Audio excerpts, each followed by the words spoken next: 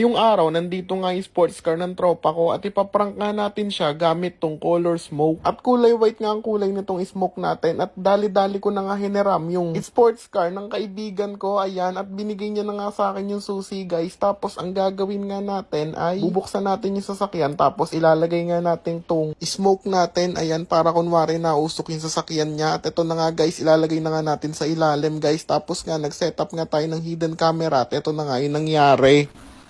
Paano yan? Yung sasakyan mo biglang umusok. Ini-start ko lang. Tapos bigla nang umusok. Di ko alam kung saan nang gagaling eh. Ano nga ba sinasabi ko? Kaya ayoko magpapayano. Paano kaya yan? Di ko alam mo na gagawin eh. Bigla lang umusok siya eh.